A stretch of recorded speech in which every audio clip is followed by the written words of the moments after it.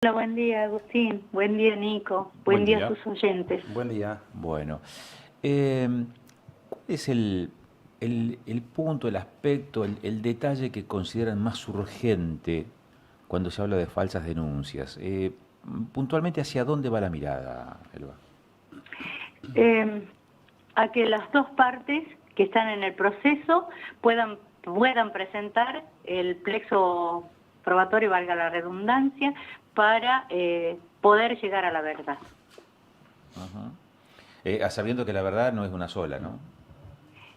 Claro, pero en un proceso judicial todos los elementos probatorios deben ser tenidos en cuenta.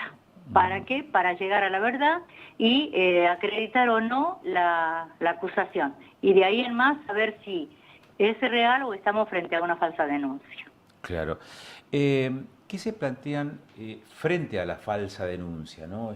Porque pareciera ser cuando uno habla de falsa denuncia ya un juicio a priori, ¿no? Decir, bueno, si estamos frente a una falsa denuncia ya es un juicio a priorístico. ¿Cómo se hace para despojarla en todo caso de ese rótulo? Nosotros tenemos como un principio a trabajar que es el no a las falsas denuncias, sino que después se dice de falsas denuncias o falsas acusaciones. Nosotros decimos no a las falsas denuncias, no que no se denuncie, no que no se investigue. Justamente estamos diciendo que se debe realizar cuando uno presume que está frente a un hecho delictivo, que se denuncie y que se investigue. Y cuando se investigue, que se abra la posibilidad que aquella persona denunciada, eso no es específicamente en mi caso, ¿no? Porque en el caso que yo trato son los docentes, se pueda presentar todas las pruebas y no sea solamente el relato de un solo lado. Eso.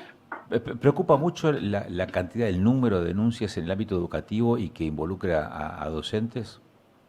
Sí, es ¿Por qué? preocupante porque casi todos los días tenemos a alguien nuevo por el daño que provoca, porque son retirados inmediatamente de sus funciones, se les arrebata la presunción de inocencia y los dejan en la calle para iniciar un proceso judicial que es largo, que es gravoso, porque cuesta en el ámbito penal bastante dinero, y los docentes no están preparados por eso, y casi la mayoría de los casos, ese día dieron las estadísticas en el Congreso, y se habló que en un 95% eran inocentes.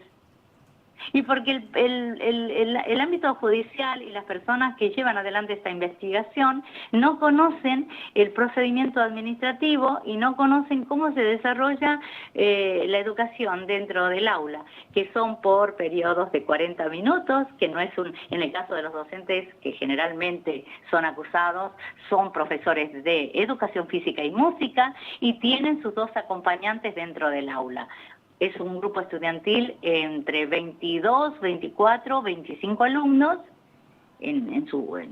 cuando hablamos del máximo, ¿no?, de alumnos, y son dos acompañantes que tienen los docentes, que en el caso de los pequeños es todo vidriado, y que la gente transcurre, el otro personal del colegio transcurre ahí por esos pasillos, y en el caso de educación física es un ambiente abierto donde a veces hay otras personas en las tribunas, por ejemplo, cuando están en educación física. No se dan estos hechos o estas clases no se dan con una sola persona, o sea, con dos personas, o una en cuatro paredes y un techo, o sea, en soledad, como suelen darse, porque los profes están acompañados siempre. No pueden, dice la norma, entrar al aula solo, y de hecho así ya los profesores hacen.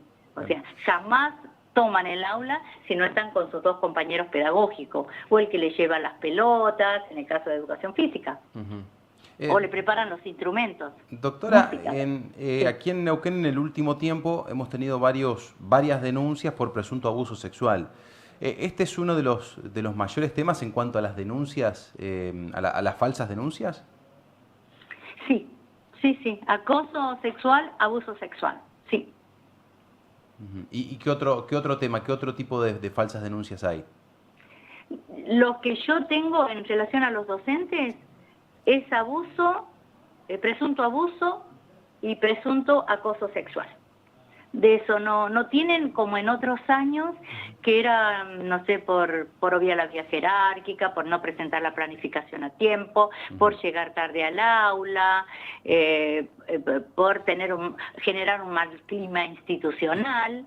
Todo eso que nosotros conocíamos hace 15 años atrás, hoy no está. Lo que está en el estatuto del docente, en lo cual se sancionaba al profe, no, eso no aparece ahora.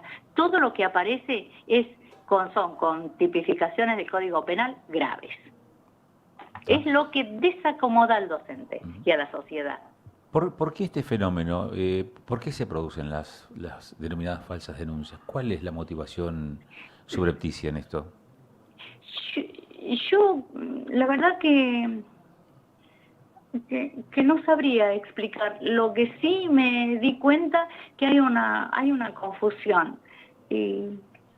Por ejemplo, dicen, me acosa en los recreos el profesor. Donde yo estoy, yo siento su mirada, me mira de una manera extraña, perturbadora, no quiero ir a la escuela por esto. Generalmente se da en adolescentes, y en casos que ya han sido archivados y cerrados, por ejemplo, de lo que lo acusen, esos días el profesor no estuvo, por ejemplo, de las fechas que ellos dicen, no estuvo, o de esas horas nunca estuvo en esos recreos, porque él no cubre recreos, por ejemplo, ese tipo de cosas. O que una niña de 3 años, la mamá aduce que se sentía acosada por el profesor de arte, por ejemplo. Sí. El profesor no tenía en esa aula y no cubría recreos. Y era una niña de 3 años. Esas cosas aparecen.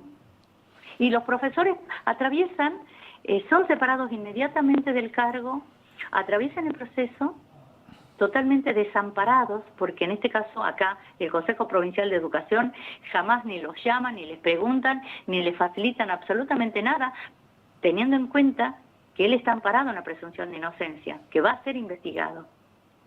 Entonces el profesor se siente abandonado, tirado a la calle y defenderte y manejate como puedas. Y después hay que acreditar de que eso nunca ocurrió, que no fue así. Y quedan así como llegan los profesores quebrados acá al estudio, que no paran de llorar, muchachos de 25, 26 años. También el día que los llamo para decirle que esto que se terminó, que se va a archivar, porque siguen llorando igual. Me llaman a veces para ir a sus casas para contener a su mamá o a su papá. Padres que se han infartado hace 1 semana y media. De su único hijo, hermoso, profesor de arte, que está atravesando una situación así, su papá se infartó. Claro. Y era también por una cuestión que me miraba diferente, que yo me sentía observada, que estaba mirando mucho mi cabello, por ejemplo. Pero el profesor atraviesa esta situación de proceso, es retirado de sus funciones. Y el resto de la gente también, el dedo acusador, ¿no? Eso, el desamparo de la presunción de inocencia, que es uno de los principios fundamentales. Bueno, casualmente le iba a preguntar por esto, ¿no? Porque está el principio constitucional de la presunción de inocencia hasta que una sentencia diga lo contrario. Así lo determine, claro. Y por otro lado, también está todo lo que es la normativa vinculada a niños, niñas y adolescentes que ameritan un plus protectorio, y pareciera ser que hay cierto consenso en ese aspecto. Entonces, en función de ese plus protectorio, el principio de inocencia queda relegado a un segundo plano, y lo que se argumenta o es lo que justifica o es lo que explica, no justifica, lo que explica, digamos, una separación temprana de ese docente de la función.